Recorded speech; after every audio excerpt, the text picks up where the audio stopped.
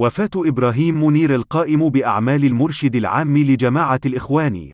توفي عن عمر ناهز 85 عاما في العاصمة البريطانية لندن. توفي اليوم الجمعة إبراهيم منير نائب المرشد العام لجماعة الإخوان المسلمين والقائم بأعماله عن عمر ناهز 85 عاما في العاصمة البريطانية لندن. ويعد منير أحد قطبي الانشقاق داخل الجماعة المحظورة، حيث كان يتزعم جبهة لندن في مواجهة جبهة إسطنبول بزعامة محمود حسين. حكم على منير بالأشغال الشاقة لام 10 سنوات في قضية إحياء تنظيم الإخوان المسلمين عام 1965، وكان عمره وقتئذ 28 عاما.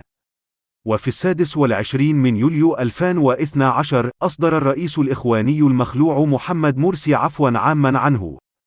وفي 12 من يوليو 2022 أعلنت جماعة الإخوان المسلمين في بيان لها إعفاء إبراهيم منير من عضوية الجماعة نتيجة عدم الالتزام بقرارات مؤسسات الجماعة الشرعية وتشكيل كيانات موازية بعيدا عن هذه المؤسسات. وذكر البيان أيضا 13 عضوا من أعضاء الشورى العام الذين شاركوا في هذا الانشقاق وتشكيل مجلس شورى موازي للمجلس الشرعي.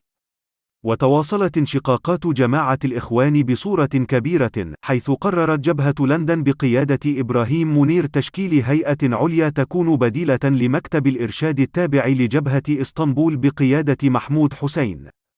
وقام إبراهيم منير بتشكيل الهيئة في إطار مواجهة جبهة محمود حسين، التي تتمسك بمواقعها التنظيمية كأعضاء سابقين في مكتب الإرشاد.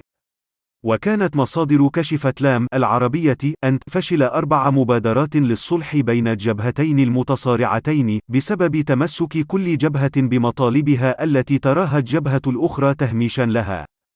لا تنسوا الاشتراك بالقناة وتفعيل الجرس ليصلكم كل جديد.